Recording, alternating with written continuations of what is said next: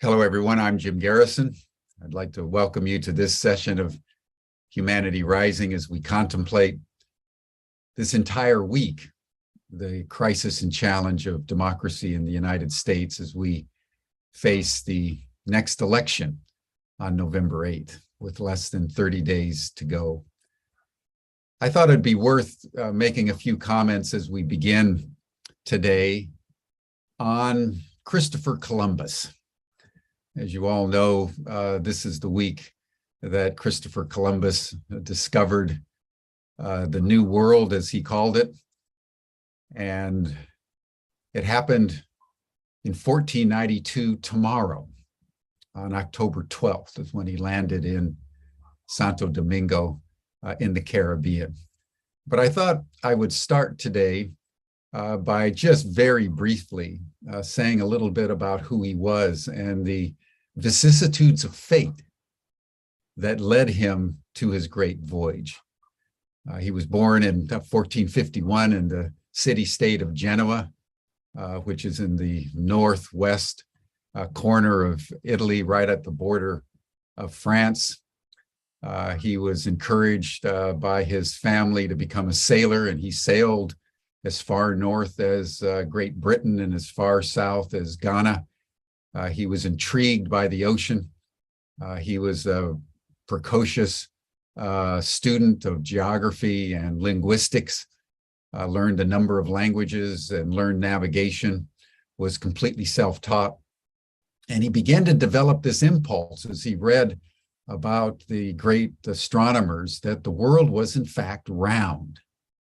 And at the time, the prevailing consensus of opinion, reinforced doctrinally by the Catholic Church, was that the Bible said the earth was flat. It has four corners, and you need to be careful because if you sail too far in any direction, you're going to fall off the end of the world. So that was the worldview at the time that Columbus began to have this certainty that it was actually round. And at that time, the explorers that were fanning out, mostly from Portugal, were very close nearby in Spain, to try to find out if there was a way sailing south around Africa and then to the east to India. He kept thinking that's a long way around, but that had captured the imagination of the monarchs of Europe to fund what they knew to be certain so that you didn't fall off the earth. You just kept very close to the landmass of the earth and sailed basically east. But the obsession in his mind was so great that he started a campaign, and he went to the King of Portugal. And he said no. He went all the way to England to Henry VIII, and he said no. He went to King Ferdinand, and he said no. And the story, if you know his biography, is that he was coming very dejected out of the court of King Ferdinand, not knowing what next to do. And the counselor to the Queen, Isabella, met him in the court and said, "You know what? I actually believe you. And I think we can get the approval of the Queen." And that's how it happened. And Ferdinand was talked into it. They gave him a very small amount of money for 3 little ships, the Nina, the Pinta, and the Santa Maria. And they sailed off on the 3rd of August. It wasn't the first attempt. There had been other consortia that had tried to do it, but they'd sailed too far north or too far south and had missed and had gotten afraid and turned around. So they set sail on the 3rd of August. They went a month. They went 2 months. And by this time, the sailors were so terrified that they'd gone too far that they mutinied. And they put Columbus in chains, sequestered in his cabin on the Santa Maria. And they were going to head back. And it was on this day, the 11th of October, that Columbus came out onto the deck in chains and begged them, give me one more day. One more day. And they relented. And they took another 24 hours sailing into the unknown of the West. And one of the sailors saw some seaweed. And that changed the course of history. The landing of Columbus in Santo Domingo on the 12th of October is the story that we will tell tomorrow. I raise this because I believe that the discovery of the Western Hemisphere by Columbus and the way that the Europeans treated the natives there helped shape democracy as we know it in America, with an original sin that tarnished us unto the present day. And at some point in our discussions this week, I would like to probe the relationship between the discovery of the New World and the fatal flaws from the original constitutional structuring of democracy that have shaped America. We're going to be hearing from secretaries of state and one of the founders of the National Organization of Women, Ellie Schmiel, Eleanor McCain today. Before we jump in to that discussion, let us pause as we always do and just breathe together in coherent breathing. With everything that goes on in our history and current affairs, just breathing together brings quietude and equilibrium. And we breathe in a very specific way on Humanity Rising, 5.5 breaths in and 5.5 breaths out. We're going to take about 10 breaths today. And science tells us this is the optimal way we can begin to bring equilibrium to all the systems of our body, including the coherence of our heart with our brain. So Georg, everyone, let us breathe together.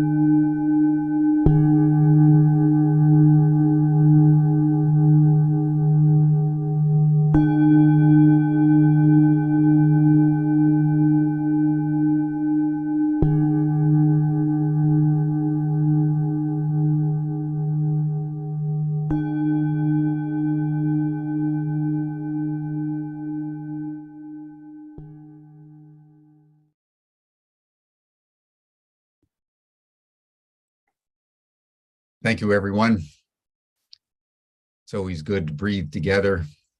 That a little pictograph that you saw is a picture of the combined orbital pathways of the Earth and Venus as they circumambulate the sun. It forms a 5-pointed star. It's one reason why we breathe, the 5.5 seconds in and 5 seconds out.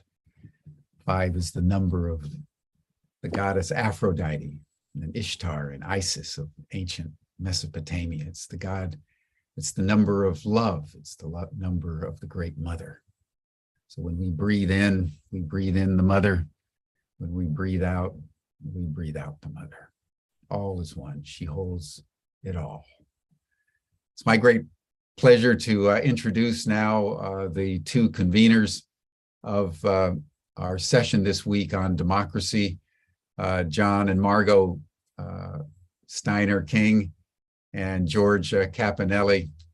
And so George, John, I want to turn the program over to you, but mindful that Margot has been very integral to this and isn't on our program today visibly, but in spirit. So gentlemen, welcome. And the program is yours. Thanks, Jim. In a moment, John's going to have some things to say, and he's also going to introduce Eleanor, and we'll be off and running.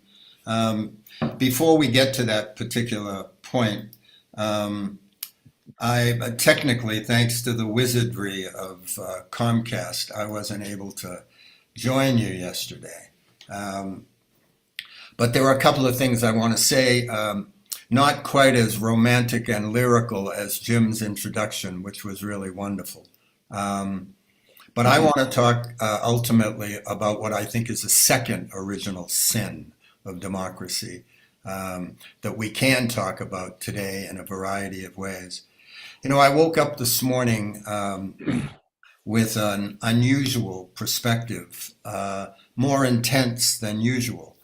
And it was the realization that I have spent a good bit of time over the last 7 years of my life, having my life intruded on, obstructed, retarded, and confused by an unbalanced, wounded child of a grown man, and supported by a group of recalcitrant, old white men primarily, struggling desperately to continue to repeat the past when indeed the future is unavoidable.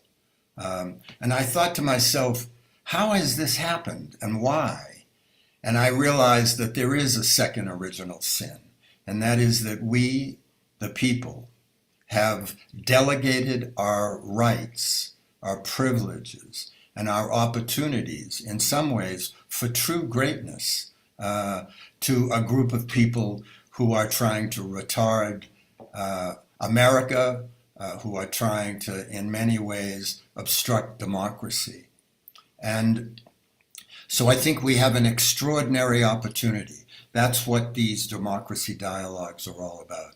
How do we recognize the opportunity? What are the specific things that we can do to catalyze it? Because I don't know about you, but I would much prefer to spend the rest of my life living in an environment that is constructive, that is positive, that deals with the challenges that we face in a remarkably engaged way, and that allows us all ultimately to live in that dream of a more perfect union, so that each of us can live out our lives in dignity and grace, fulfilling the dreams that we've come here to fulfill. And for me, that's what November is all about. That's what today's program is all about. And I hope that we get a little closer today as we spend this time together. John? You're on mute, I think. George, thank you for that. That's very well said and framed, and what shall I say, passionately pragmatic.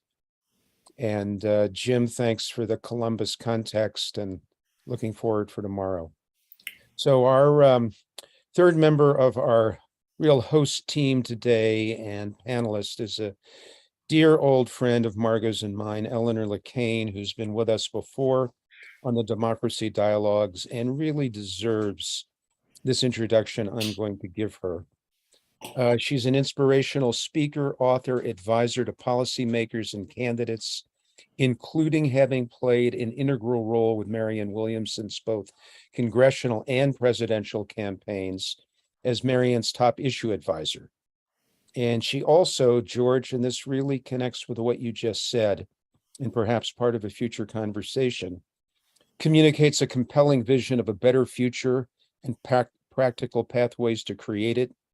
Her first book is worth looking at, Breakthrough Solutions, How to Improve Your Life and Change the World by Building on What Works. That has a foreword by the Dalai Lama, and it profiles 9 game-changing social innovations that dramatically improve people's lives and strengthens families and communities and ultimately our democracy. Eleanor helped elect a hero to many of us, Elizabeth Warren, to the US Senate. She's worked at local levels and other state and national levels. She also served in Massachusetts in the state government as the Assistant Secretary of State and Executive Director of something called Blueprint 2000, which led strategic planning for the state government. She hosts a radio show and podcast called All Together Now that's on NPR. And Eleanor's passion this year is really, and where we're going to start today, is electing secretaries of state. Welcome, Eleanor. And you want to give us just a little overview. I'm not sure we may have time to play the Jenna Griswold piece before Ellie comes on, but set the context for us, both with secretaries of state and perhaps women. Thanks so much, John. I appreciate the introduction, and thanks to George and Jim for hosting these amazing democracy dialogues and all your great work. Yes, we want to talk about the importance of the Secretary of State races in the United States this year. Basically, what's happening, for those who don't know, the secretaries of state are usually the people who administer the elections. They register voters, they get the machinery and everything operating, they count and certify the election results. And normally that's been a nonpartisan function of good government for decades. But now what we have happening is an alliance of MAGA Republicans have set their sights on the Secretary of State positions so that they can control the elections and fix it for the MAGA Republicans. And they're hoping to pave the way for Trump to come back in 2024. This is extremely dangerous for many reasons. There are about 6 races where one of these MAGA Republicans could win, in part because people don't usually pay attention to that race. They not usually get the attention that a Senate race would or a governor's race. And people often don't know even who their Secretary of State is. So with the low name recognition and low visibility of that office, it's entirely possible that these MAGA Republicans could win one or more of these Secretary of State positions. They're being heavily financed. They're being backed by Steve Bannon, Trump, and all the right-wing money that's working to undermine our democracy. And just to say a word, why does that matter so much? It matters because if even one of these MAGA Republicans gets into a Secretary of State's office, they can sabotage the election from within. And there are many, many ways that a Secretary of State can sabotage an election and affect the results. They can make it harder to vote instead of easier to vote. They can make it harder to register to vote. They can actually knock Democrats off the voting rolls, as happened in Georgia by the many thousands, which was part of how Brian Kemp knocked out Stacey Abrams when she first ran for governor in Georgia. Was thousands and thousands of Democrats were knocked off the voting rolls. The Secretary of State decides where the machine allocation goes for people to to vote. They also decide where the polling sites are located. So if they want to restrict the ability of people to vote, particularly in Democratic areas, they can reduce the number of polling sites. They can reduce the number of machines.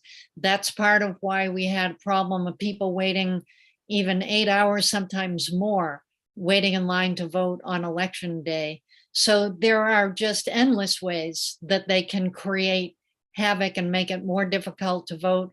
Also, and perhaps most importantly, secretaries of state certify the election results. And even if, in spite of all the obstacles they put in our way, if a Democrat should win, the Republican Secretary of State could refuse to certify it, that they could make enough turmoil in various polling places or how the vote counting goes. They cast doubt on the results, and they could refuse to certify a Democrat who got elected. That could throw it into the state legislature. Some of the Republican controlled state legislators have taken on themselves the power to overturn the results of an election. So it's an extremely dangerous situation to have some of these, any of these MAGA Republicans in the Secretary of State's office. And once they're in, they could manipulate the election from here to eternity. And it would be not just for their own constant reelection as Secretary of State. They would impact every other election in that state, the election for governor, the election for US Senator, the election for the US House, the election for the president, could all be in jeopardy when you have a saboteur in charge of administering and counting the election results. So that's why the secretaries of state are so important and why we really need to stop them. And there's 6 key races. I'm going to pause there if you have any comment, but I will talk about which 6 states, but that's kind of what we're up against right now. Eleanor, while you're on this roll, why don't you just mention, because we'll get back to it, what those 6 states are, particularly for our viewers in the United States, and the names of the candidates that basically favor democracy? Right. The 6 key states are first Arizona, and the Democrat running there is Adrian Fontes. Second state is Colorado, an incumbent fabulous Secretary of State, Jenna Griswold. The third state is Georgia, where B. Ninjwin is running. The fourth state is Michigan. We want to support Jocelyn Benson, who's the incumbent Secretary of State, but she's at risk with a MAGA opponent. The fifth state is Minnesota, and Steve Simon is the incumbent Secretary of State, but it's a very tight race there. And the sixth state we want to support is in Nevada. Cisco Aguilar is the Democrat running against a MAGA Republican there. So those are the 6 key states we really need to. I think they're the most important races in the country, and we really have to make sure Democrats win in those Secretary of State races. And Eleanor, if you want to make a donation to either any of those candidates, is there something you can put in chat for us? Yes, I set up an ActBlue account for these 6 secretaries of state. I just posted it in the chat. I hope that works. And basically you can either contribute to any one of these 6, or you can just make one donation and it would be shared among the 6 of them. 100% of your money goes directly to the candidates and their campaigns, and they all need help. And by the way, one of the extra expenses that these campaigns now have to pay for is security, because one of the tactics of the Republicans is harassment of election officials, including death threats. And Jenna Griswold, for example, in Colorado, and many of them now need bodyguards because of the constant harassment and death threats that they've got. So I personally have contributed what I can to help them. I encourage everybody to donate to support. I feel better knowing some of my money is going to support these honest candidates who are trying to save democracy in America. Eleanor, Also, there's a seventh state, isn't there, Pennsylvania, in which the governor appoints the Secretary of State? So it seems to me that that should also be on everybody's radar. Fetterman is not doing so well at the moment. You're And not exactly Fetterman, right. Josh is actually doing better, I think, in that function. But I just think that we must have those 7 secretaries of state elected. And so thanks for identifying them in the way that you have and setting up that ActBlue account. You're exactly right, George. In some states like Pennsylvania, the governor is the one who appoints the Secretary of State. And so in that instance, you definitely want to have the Democratic governor appointing the Secretary of State in Pennsylvania. We should do everything we can to support that race. It is close and we could lose the governorship and therefore the Secretary of State. I just keep it to the 6 secretaries of state to keep kind of a simple message, but you are absolutely right. That 7th one should be the Republican, stopping the Republican and supporting the Democratic governor for Pennsylvania. So if people are not living in those 6 states, or 7 in this case, what can they do? They can donate, of course, but what else can they do? They can reach out to friends and relatives in those states. What else can we ask them to do? Well, there's 3 major things we can all do. Number one, we can make sure we're registered and voting in our locale and encourage other people to do it. At the top of the chat roll, I put in, it's a vote.gov. Encourage everybody you know to vote, particularly in those states that we discussed. Encourage people to register and to vote. And that vote.gov website will tell you everything you need to know about deadlines for registering and when the voting is, if there's early voting in your state. So that's number one, encourage everybody to vote. Number 2 is to donate financially and support these candidates. They are literally risking their lives to defend democracy in America. We should stand up to support them doing that. And number 3, because we could register and enroll to volunteer as an election worker. So the harassment by the MAGA Republicans has forced out about 1 in 3 election officials have been pushed out and quit because of the harassment of themselves and their families. And it's a strategy. Steve Bannon put a big call out on his podcast urging the MAGA Republicans to take over all those election roles. So they want to get on the inside and cause trouble. So we need to have honest people, Democrat and any honest Republicans out there, get down and register as an election worker to help out at the polls. I see that a good friend of yours has joined us. So why don't we segue over and honor Ellie for her extraordinary work and let her share with the world the greatness that she has to share.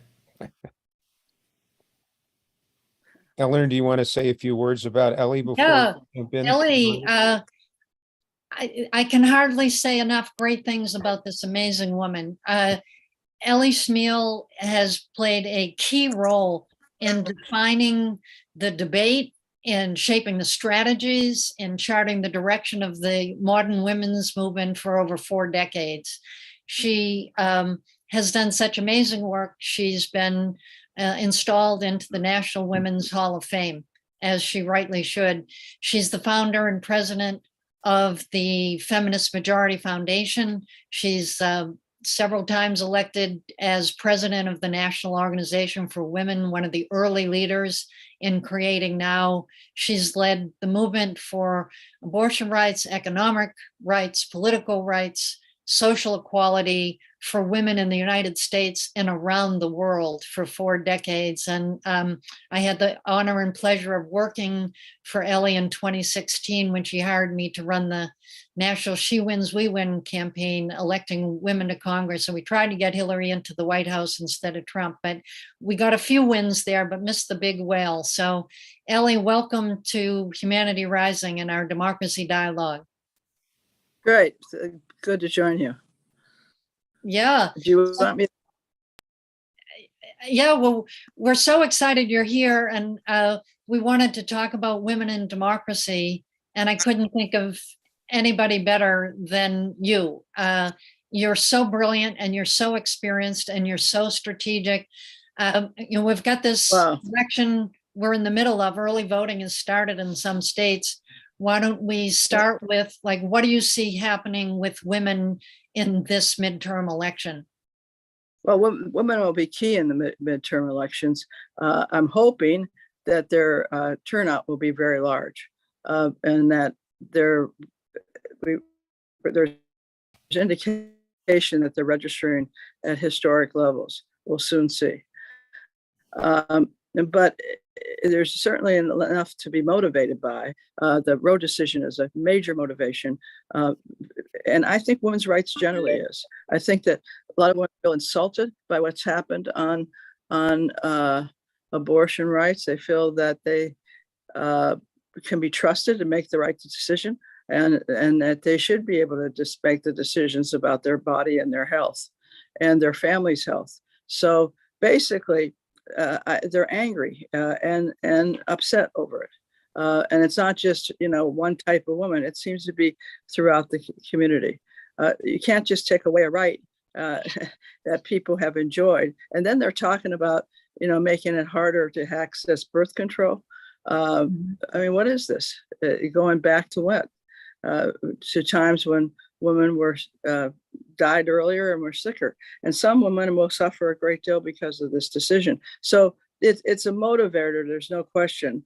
The other thing is that the country has still not ratified the Equal Rights Amendment, which I think now people see more importantly that they need the Equal Rights Amendment. And so that's another motivating factor. And then when you put all that coupled with the threats to our democracy right now, it's all this is so anyway, we'll soon see. In the meantime, all of us are working very hard. I'm glad you're mentioning the need for poll workers and the need for administrators of the election system. I never thought I'd see the day that people who are volunteering, people who are doing it really not to make money, but to do a public service, because the pay is not very much for these kinds of jobs.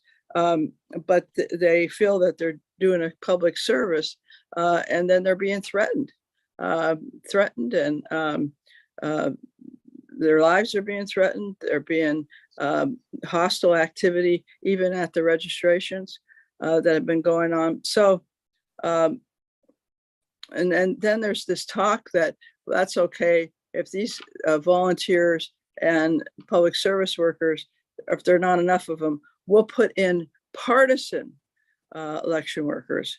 And the Republicans have been pushing that.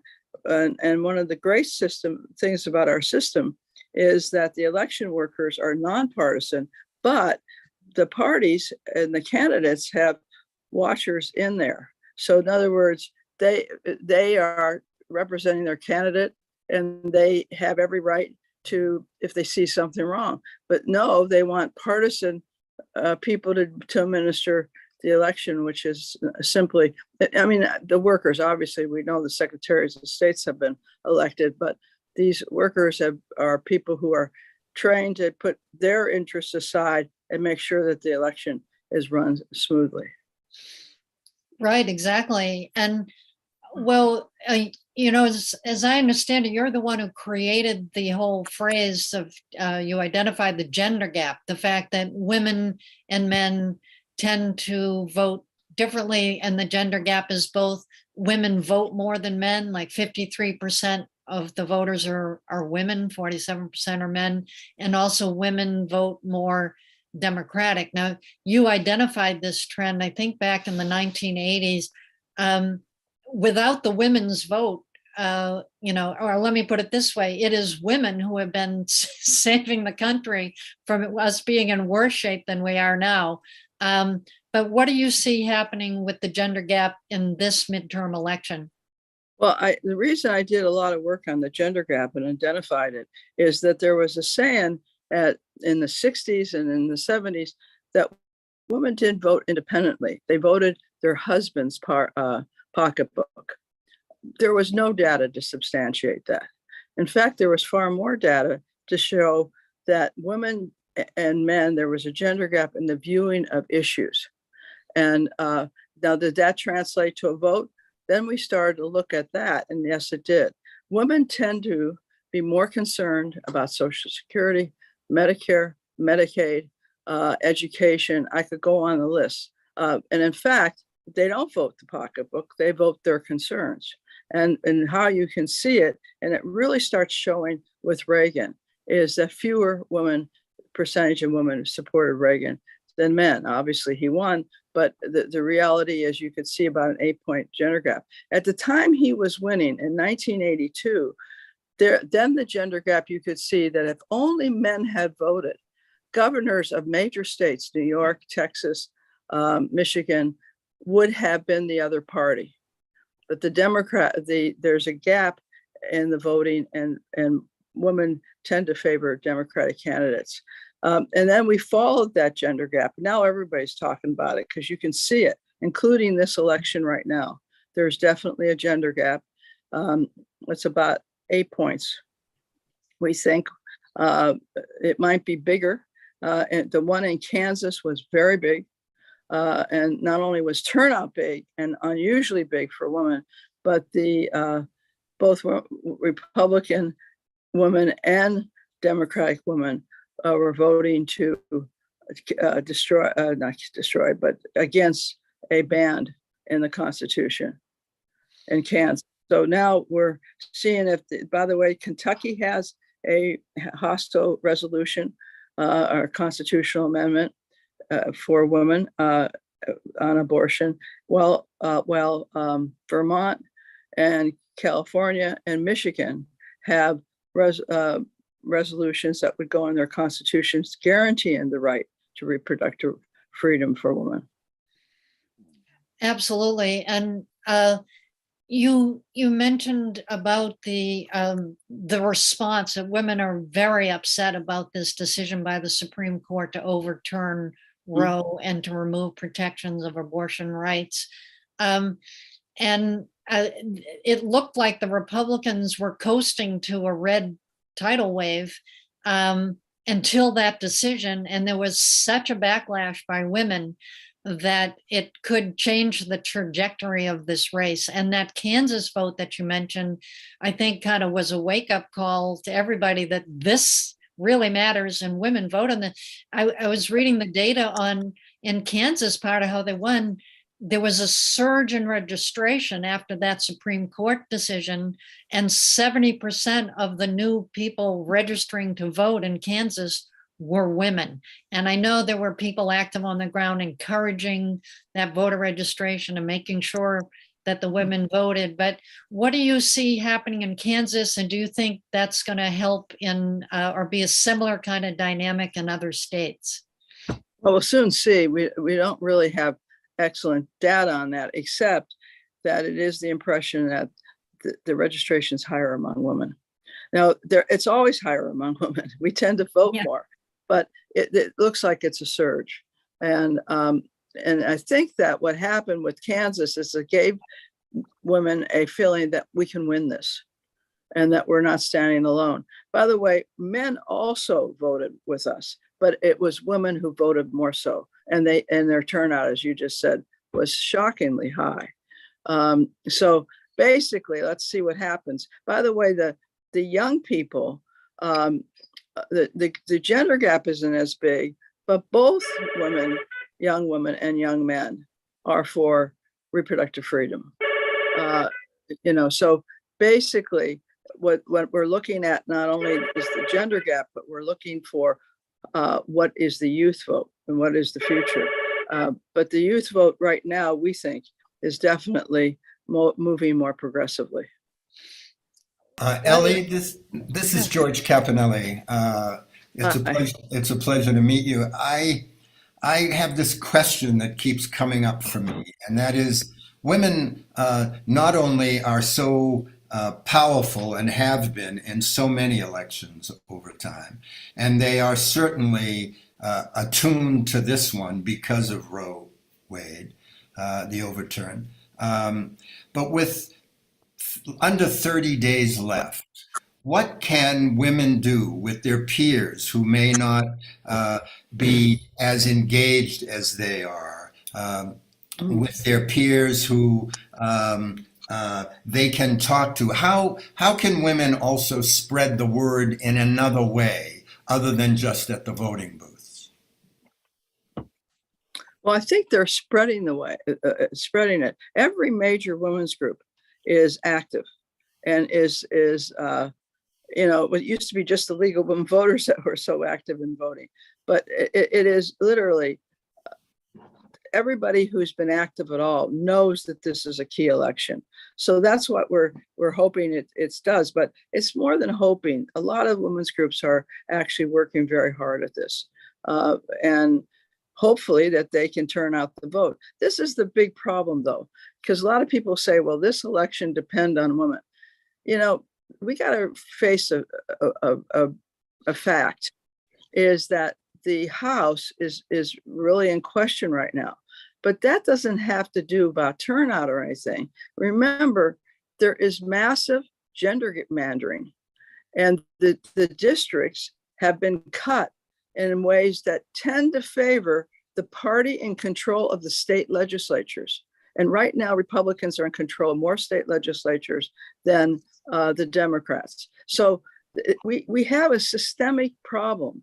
And the problem is that it takes a lot more votes for right now to overcome a propensity for the districts that are in question and are in combat to favor the Republican lines that were cut. Then in addition to that, if that wasn't bad enough, you have a situation where the Senate is two senators, every state, whether they're little South Dakota or big California. So you have a body that is not representative of the people. You have the right wing saying, wait a minute, rule. They have a name for it. It's and to be able, there's 50 different rules, state rules for elections, but they wanted to be more powerful in choosing the electors. And so, I mean, we got ourselves a systemic problem as well as a turnout problem. That's why we keep on saying, it's got to be massive to overcome what is really a system problem. And right now we're after the census, the lines were cut principally with a lot of influence on the part of Republican legislators that had a majority in their states. So I don't think that this is not like the senior class president or something where the popular one wins, because you can have considerably more points in any public opinion poll and still lose because of this internal bias. Yeah, you're exactly right. It takes a lot more energy and voters to overcome some of the structural benefits that the Republicans enjoy. And in 2018, we saw there was a huge surge by Democrats led by women against Trump because he was so awful. And I know women that just finally got motivated to get involved. They had never been involved in an election before, but they were so determined to stop the Republicans from enacting Trump's agenda that the women got involved, suburban women who had been Republican, now voting Democrat, because they were very animated. And that consequently led to the highest turnout in a century in a midterm election. So it feels. And that gave control. Go ahead, yeah. And that gave us control of the House. And that gave us control. We won. We won the House. We now control the House and the Senate. In 2020, working off of that energy, we elected a Democrat to the White House. So so it works, and women and men saw that it works. The question now, I think, is there enough energy? Are women mad enough? Do they still feel hopeful enough that they're going to turn out and do that kind of door knocking and phone calling and getting out the vote to support the Democrats in this election? What's your read on the energy level? The energy level we're hearing is good, but we're also hearing that it's hard to hire right now. There's a shortage of workers to hire. But this is the other key. We can't put the whole burden on women alone. Women and men have got to get out there. Of course, women have to lead it because we're going to be in the majority on the Democratic side. But we got to change some of these rules. I mean, it is ridiculous that a presidential candidate that got 7 million plus more votes than his competitor was narrow in the Electoral College. And that's just a picture of where we're at. The interesting thing, by the way, in the special elections leading up to this in Alaska and New York, and there was one other one, those were Republican districts that Democrats won in. That just happened. So that looks hopeful. But I really want us to not get disappointed in anything. We have got to stay focused. We got to stay focused on that. We have to do the best we can with the lines being cut wrong, understand what's at stake, and be determined to fight on for 2024. Because there's too much at stake. And I want people to know there will be a surge of women. The question is, in this, will it be in the right districts at the right time? And will it overcome the gerrymandering and voter restrictions? Let's not forget that. Constant voter restrictions. And we talk about Georgia and Herschel Walker. Do you want to, but we're still facing gerrymandering in Georgia, and restrictions that it's harder to get passed for low-income people, for women of color or people of color, and students. Right, exactly. Well, I'm sure you're talking to and hearing from the women like I am. A lot of women are really, really mad about this Supreme Court decision. They see it as deeply insulting, disrespectful, and even dangerous. This is clearly something that should be a personal, private decision between a woman and her doctor, not the politicians. And these Republicans are turning women and their doctors into criminals. I mean, they're suing doctors and nurses and even the cab drivers who drop the women off at the clinic. So I think that's really precipitated a backlash, and it's that level of emotion I think is going to be hopefully helpful in the midterms, and hopefully that carries, as you say, in the right places at the right time. Ellie, you mentioned, hi, great to have you here today. Thank you. Thank you. And thank your long-term relationship with Eleanor. Thank you.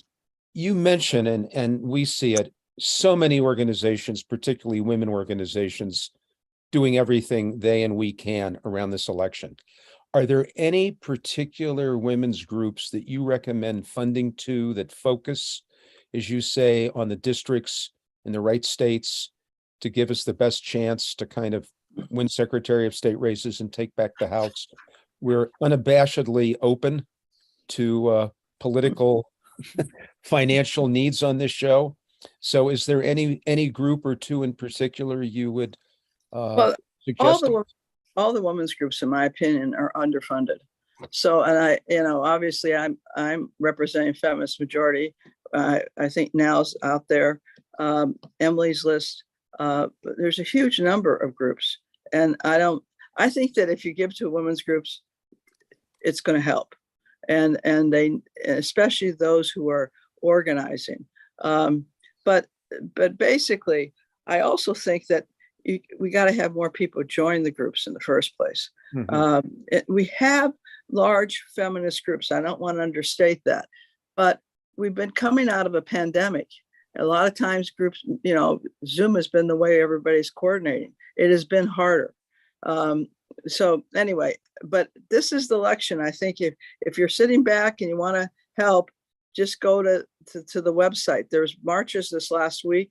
Women's March was, we had marches in I don't know how many cities, but a large number to try to get more people involved. But anyway, it's constant. And I think it's a lot of fun too. We're keeping on emphasizing, hard work, but it's more than that. When you're doing something that you think is really valuable, there's a fun to it. And I don't want to cut that out. Right. And they keep on raising the bar. The thing that just drives me nuts is they change the rules. By the way, when we say we control the Senate, come on. We don't really control the Senate. It's a tied vote. And not only that, this terrible filibuster keeps happening. We have got to eliminate the filibuster. That's why I'm talking about systemic change. And so we have to be in there for the fight. We have to, know that we can do it and convince other people we can do it. But at the same time, we've got to change some of the rules. And Ellie, which you said the website, is this your website you're referring to? Well, we have like 4 or 5 websites, to tell you the truth, but you can go to Feminist Majority. You can go to the National Organization for Women, Emily's List. I'm trying to think of people are going to get mad at me. The Equal Rights Amendment Coalition, which has been right in there.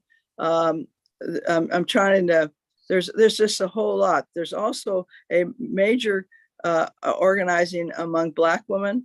Black votes matter. Black voters matter is tremendously effective in Georgia, and led by very competent and strong women who have been persevering under voter restrictions in the South. There's marches going on for getting out the vote for African Americans in Georgia, but also all through the United States. Transformative Justice has been very active in that.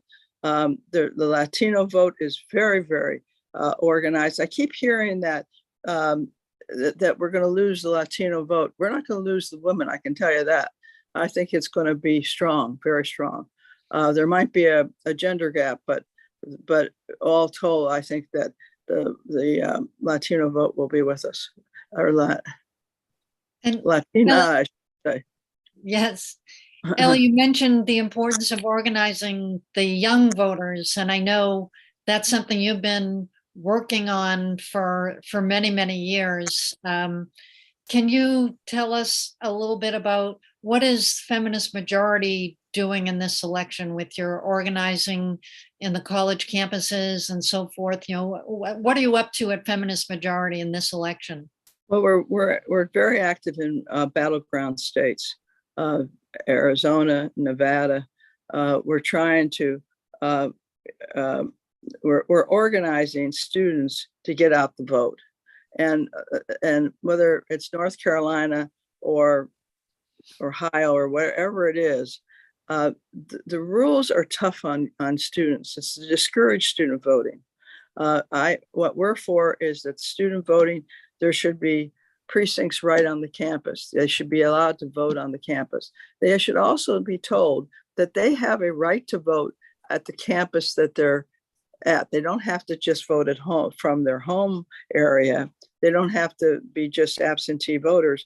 They could also register and vote right on their campuses, which we think it increases the vote when they can do that. And because absentee ballot is a little harder. So we encourage early voting. And frankly, the best thing would be is same day registration instead of having registration one time and voting another time.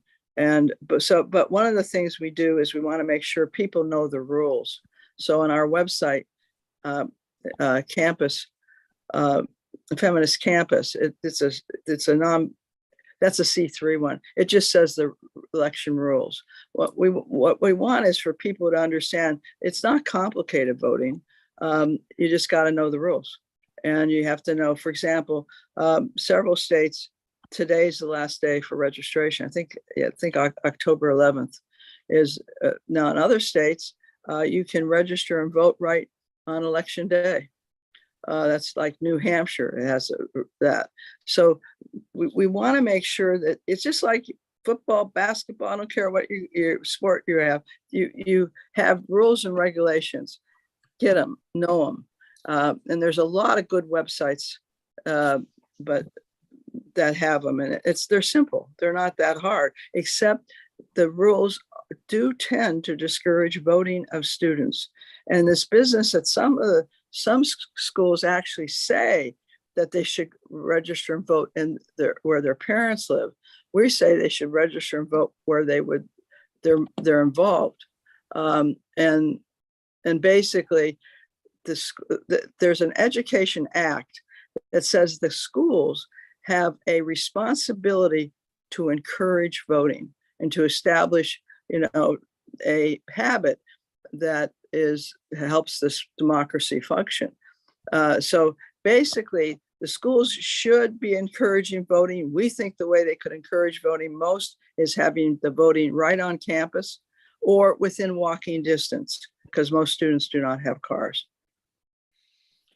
Well, I think the work you're doing, Ellie, at the Feminist Majority is among the most important work in the country. You are working to educate and register the young people and the women in the battleground states. That's what I worked with you on in 2016. We actually did win some House seats for women with that, and our participation was pivotal, like in New Hampshire, the House seats. So I really appreciate what you're doing. You've been at this for a long time. You're an inspiration to me because you just keep plugging along and you keep fighting for what you believe in. And whether the winds are at your back or in your face, you are a champion to fight for women's rights, for democracy, for our country. What is it that inspires you and keeps you in the fight? I think what inspires me is I internally, I believe in social justice. I want change. And I see that we have made many improvements, many changes. From the old days when the want ads had help wanted men, help wanted women. We won that lawsuit, but we only won 5-4. Which has shocked me. It was in the 70s. And I thought, how could anybody not know that this is sex discrimination?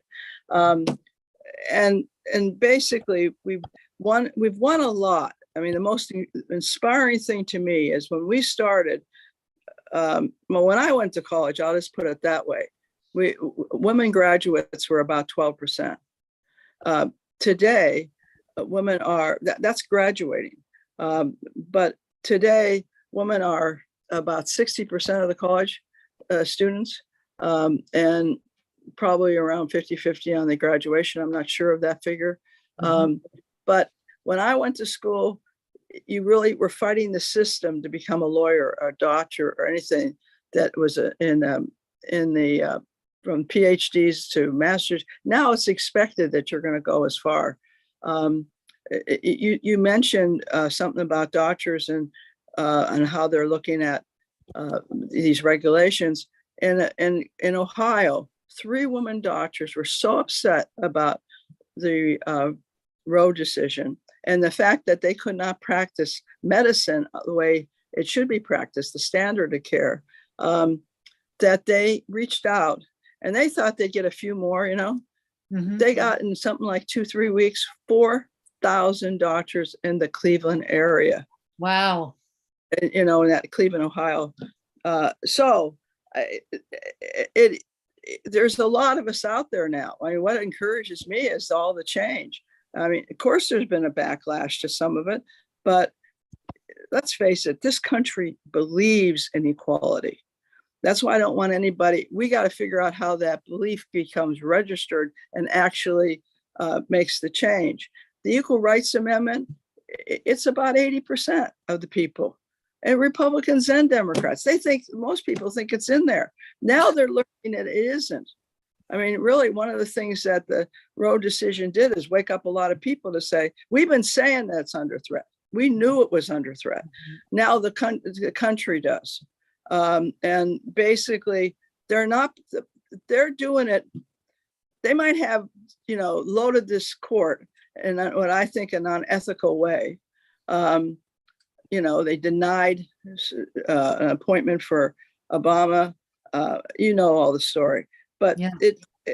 but the point is, the public is with us because indeed we know for a fact that when women are fully equal, when there is less discrimination on the basis of ethnicity and religion and race, etc., not only do we have a more peaceful country, we have a more productive country. And not only do we have a more peaceful world, we have a more productive. And one of the things I've learned, we have a project and have been working for Afghan women and girls since about 1996. I've learned so much from it. I've learned how rights can be taken away. Mm-hmm. And look at what's happened and there. We bring down the Taliban and the people flourish. Girls and women were back in school. They were becoming doctors and lawyers and everything. And things were changing. And bango comes back in the Taliban, and they have these horrible restrictions. And by the way, we should always mention Iran. I mean, what's happening there is not just over a garment or having to cover up. Of course, that takes away personal freedom, but there's many other rules and regulations that theocratic, what would you call it, dictatorship, have established, where women can't travel without permission of their husbands, where the women are valued at 50%, and it goes on in court cases. And so, in other words, there's real discrimination that is horrible. And then you look at what's happening in Afghanistan. They went from they're discouraging women to go back to work to saying they can't go back to work. And right now, they can't leave their houses unless they are in the accompaniment of a family male who is the guardian type. And if they leave, they only can leave when it's absolutely necessary. And if they do leave too often, guess what happens? They put the male who's responsible in jail. So he becomes their prisoner, their prison guard. I mean, this can't go on in the 21st century. And we have to figure out how we stop this out of control patriarchy. But most importantly, it doesn't just hurt women, it hurts the whole country. I mean, it's bad enough it hurts women. I'd be fine here if it just hurt them, because I mean, obviously we're the majority, but that's not the point. It's dictatorship. It's control. It's taken away the natural rights and freedoms. And we have to all say democracy is hard to maintain, but it's the only way that we won't become enslaved. Exactly right. And the two countries you mentioned, Afghanistan and Iran, women had been educated and serving as doctors and lawyers. They absolutely got pushed back.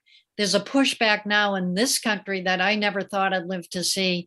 And I'm so excited and honored to work with you shoulder to shoulder to stop the pushback and work for the equality of all for the betterment of our country. So Ellie, thank you so much for joining us today. I so admire you and the work And it was one of the great honors and joys of my life to work for you. And Well, you do good work yourself. I mean, the Women's History Museum is not big enough to. It should be honoring many more women. In fact, there should be a museum that we've been fighting for it. And it's now passing at the federal level, but the historical one in Seneca Falls is small. People should help it, by the way, because it creates pride and all the things that have been done. And you've certainly done many yourself. It basically, we can't win this unless an awful lot of people get involved. And I think that the shock we are all under is we didn't think we could really lose rights. Although we warned, down deep we thought it wouldn't happen. Well, it has. Now we have to marshal all of our ability to make change. Absolutely. I stand with you on that and invite every American to join us for equality for women and to save our democracy. So thank you so much, Ellie. Thank you. Thanks to all of you. Bye-bye. Good luck. Thank you. So, Eleanor, thank you for making that possible. I just want to say, and we're going to invite Jim to come in for the final closing segment as well. I can't encourage women in the United States enough that the stories that Ellie was talking about, the facts in Afghanistan and Iran, and the fact that you have said that you never expected to see this kind of circumstance developing in the US. We're 25 days away from the next blow against women's rights, men's rights, and human rights in general. And I plead with our viewers, don't take this lightly. This is not a let's wait for 2024. That this is let's get it done in 2022. Jim? John? Eleanor, again, just thank you for that real privilege of being with one of our greats in this lifetime over the generations of our lifetime. It's my great pleasure. Thank you, John. Yeah, Ellie Schmiel, boy, she's been one of the great souls, really, literally, of the movement, but also human dignity for decade after decade after decade, without ceasing and without ever losing her spirit. It's quite a remarkable life.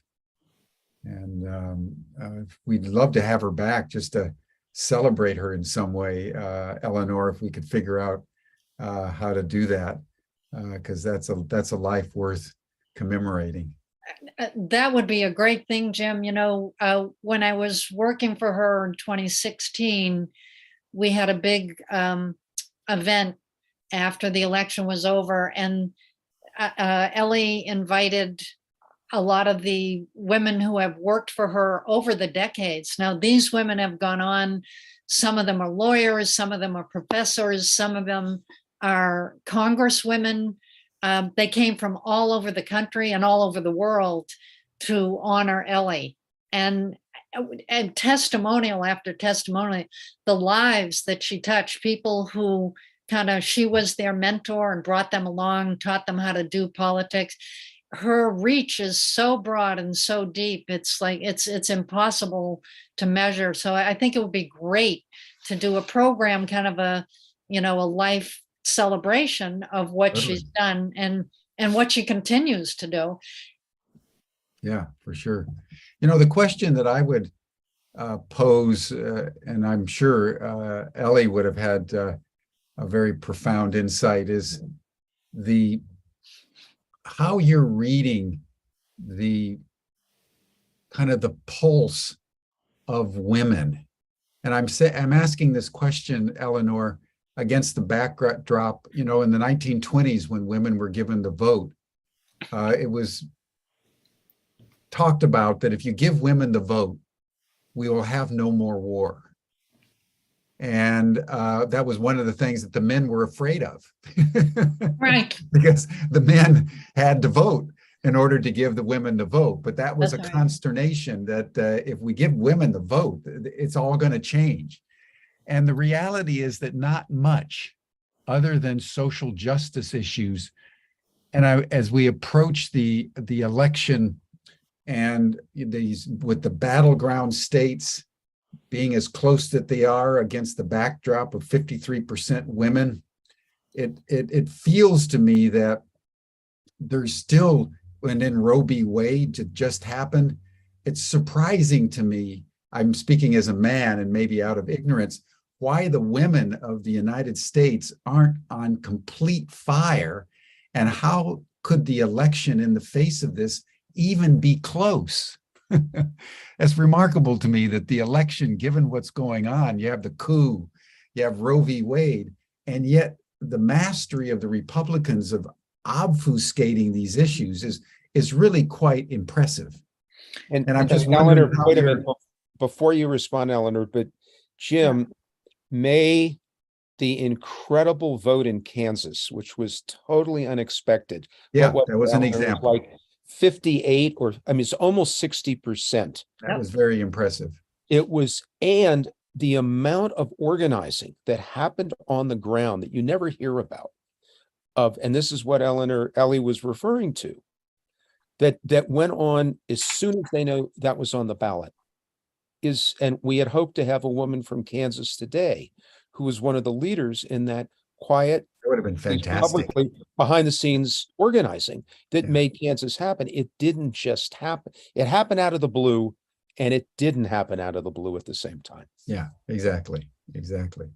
Yeah, well, several responses, Jim, to your question. One is to note historically, as Ellie just mentioned, women's groups have been vastly underfunded.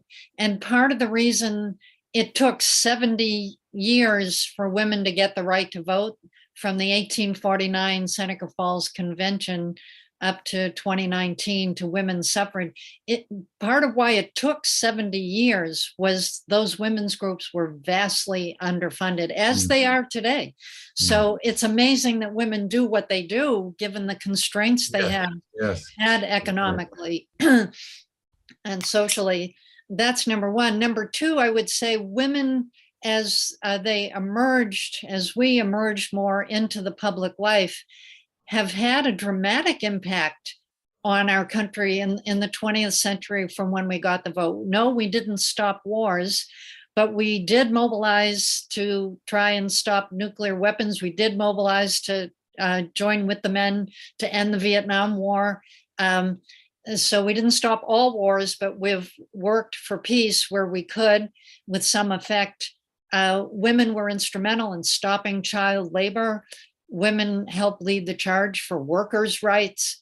Women have been on the forefront for any policies in favor of, children, women, families, and also for the environment.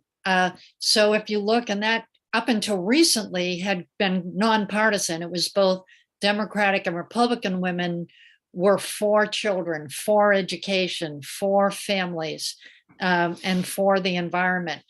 And again, up till recently, for reproductive freedom and choice.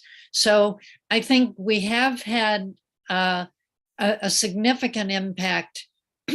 and as Ellie said, don't put it all on the backs of the women. It was the men by like 23-point difference in the 2018 midterm. Women were voting Democrat more than the men. And we've got to work on getting more of the men to wake up and to not follow this a bashing of women, the degrading of women, the attacks on Blacks. I mean, it's stuff that horrifies every woman I know is horrified by it. But I see men who I know, I didn't expect, go, yeah, let's go. White men are, we're the aggrieved parties here. And I'm like, oh my God, so we need to do some work with the men here. But so I think it really wasn't close in 2020. Biden won by 7 million votes. So as Ellie pointed out, there are structural challenges that Democrats need to deal with, the gerrymandering. We need so many more votes by the millions to match, to overcome some of those structural challenges. So, but we can do it. And Kansas, as John points out, Kansas is part of Women Are on Fire, and they're doing that. But I would say also, kind of a warning to my fellow Democrats, as important as I think reproductive freedom is, and we should just let the women and her doctor decide this very personal decision and not criminalize doctors and women who make that choice for an abortion. But it is not the be all and end all. I'm a little concerned looking at the messaging. There's an analysis done, just announced today, by Americans for Fair Taxes. They've reviewed the media and the messaging in this election, and Democrats got the message that if you're for abortion rights, you're with the majority of voters, so that's a good place to be. But they cannot just run on abortion. The main issue that's showing up of concern by Americans is the economy, and they're worried in particular about inflation, which has been very high, gas prices, food prices going up. They're worried about the pocketbook issues. My grandfather used to say, whatever you think about an election, just, people will vote their pocketbook.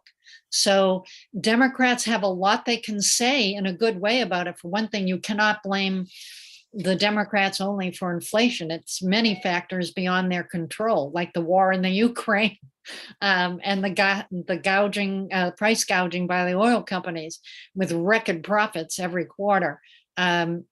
So you can't just blame Democrats for inflation. But the other things, the Democrats under Biden's leadership have passed the Inflation Reduction Act, which is going to reduce deficit spending. It's going to save $300 billion over time. It's going to stop the price gouging by pharmaceuticals, by empowering the government and Medicare to negotiate drug prices down with the companies. It's going to reduce the drug prices by putting a cap for seniors who are on Medicare.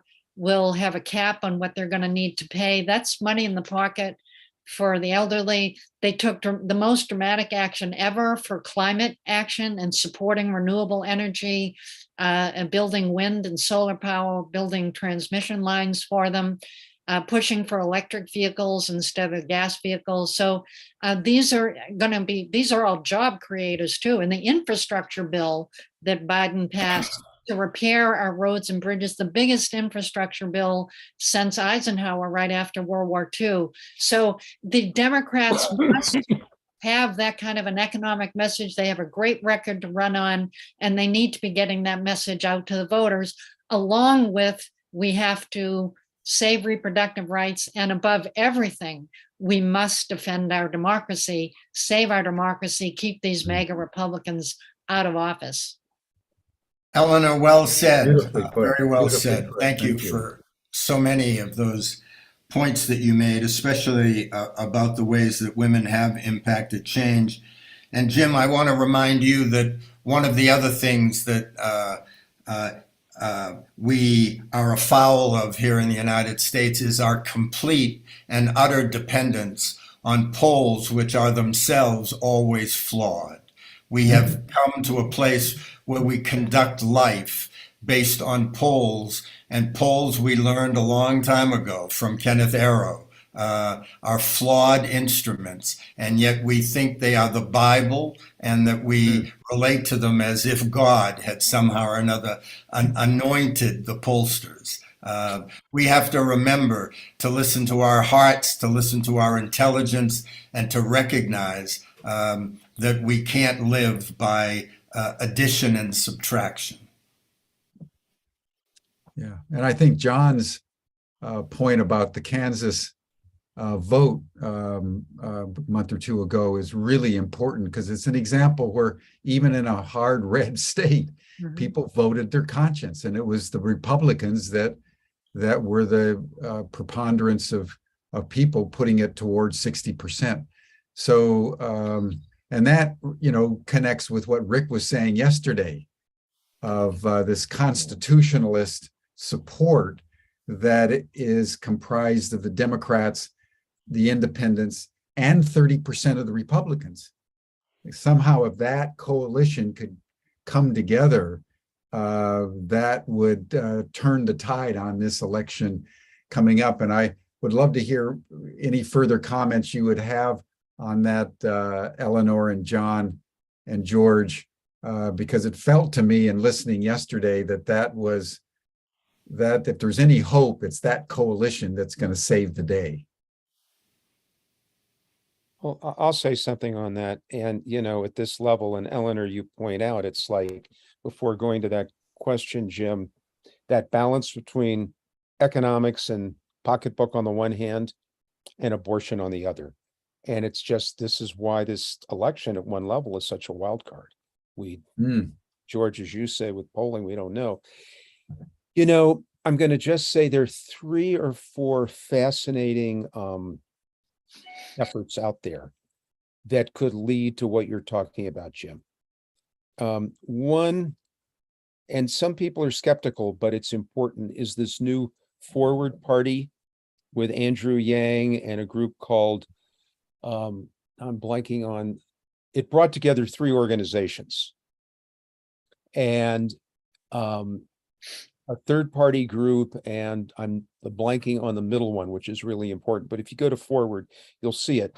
What they're doing is that they're really convinced they don't want to be spoilers, so they're using this concept of fusion in elections, where you can have the Forward Party endorse a candidate of their choice that's already in the election.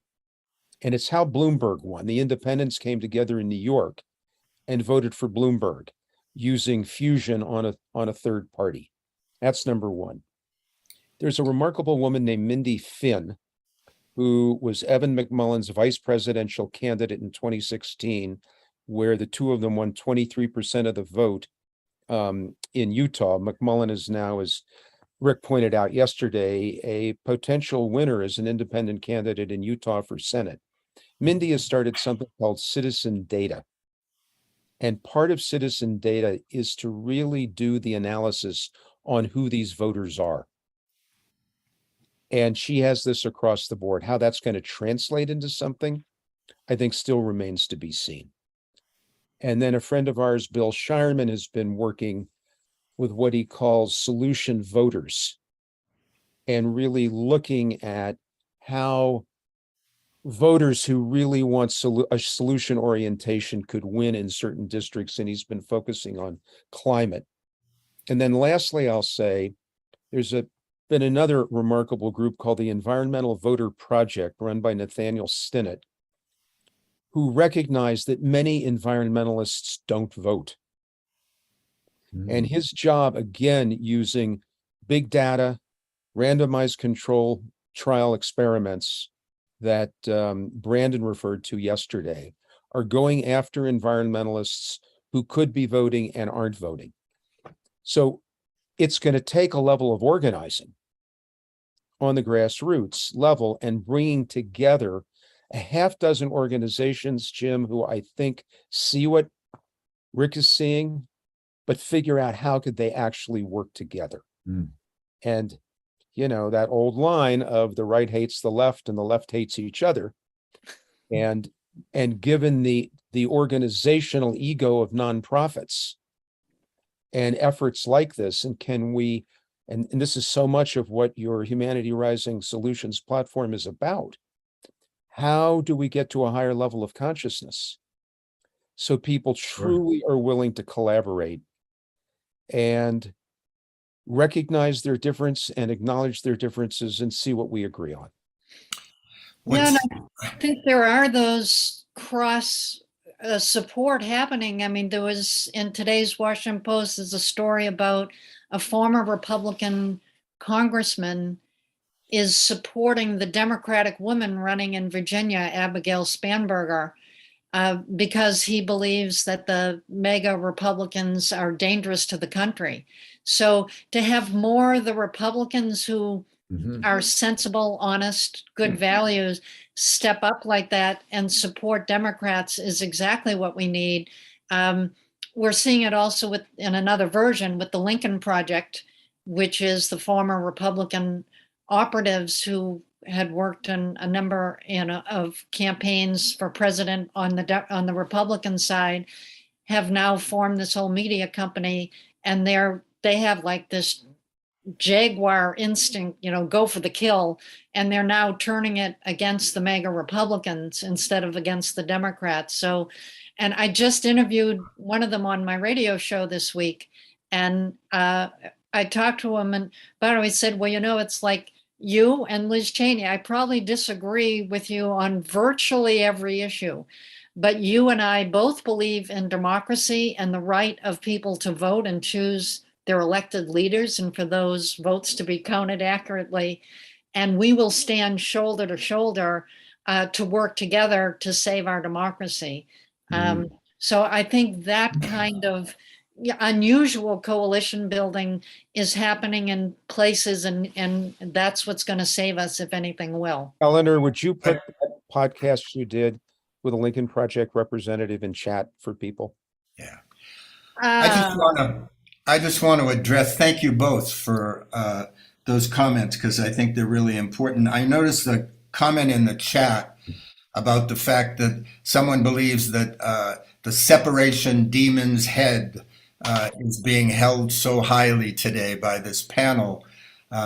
And he wants to know Republicans. Well, I don't believe that we are denigrating all Republicans. No. But I do believe that Republicans have a responsibility. They have a responsibility, as you just said, Eleanor, to step up, to speak out, to stop letting the MAGA forces in the United States be the only voice of the Republican Party. I think they have to show up at the polls in November, and they have to show up in huge numbers if they want any respect for the party of the proud and the family values and the law and order and whatnot that Republicans have represented.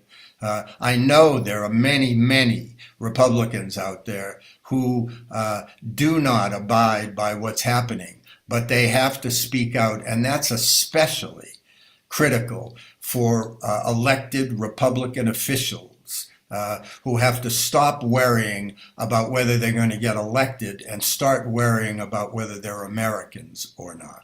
And George, thank you, George. To add to that, the group whose name I hadn't remembered was the Renew America movement that came together about 18 months ago, which was largely moderate Republicans who cared about democracy.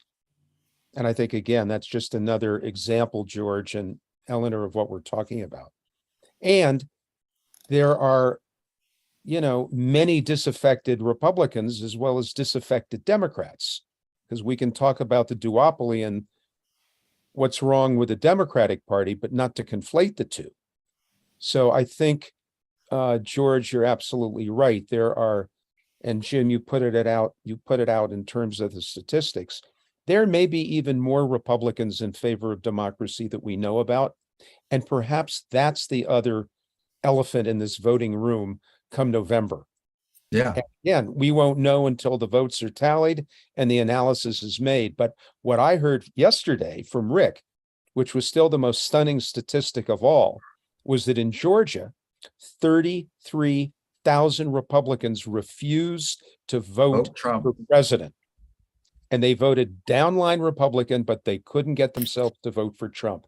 How much will that happen in Secretary of State races and congressional races totally remains to be seen. So the wild card of how will Republicans vote? Do women turn out enough? And do the youth turn out enough? The wild cards are on the table. Yeah. Beautiful. Beautiful. Well, that's a nice note with which to conclude our session, everyone. George, do you want to take just a minute to tee up what's going to take place tomorrow?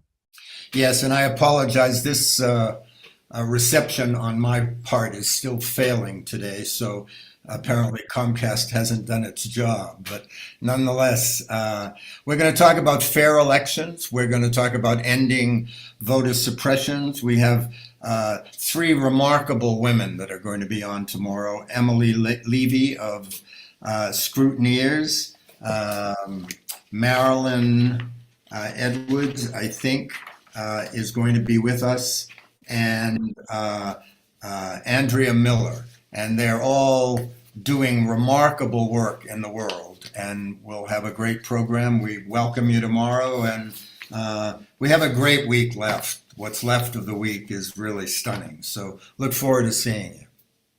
Thank you so Thank you much. all. And Eleanor, thank you. And thank you for bringing on Ellie Schmiel. That was a real honor to have her. And I'd love to follow up with you and see how we could have her back in some kind of a celebratory way of a great life. So that brings us to a close for today, everyone. You're all welcome to the after session chat group. You'll see the link in the chat box, and we'll see all of you tomorrow, same time, same station, for the third of 5 days on the challenges of democracy here in the United States. Bye for now.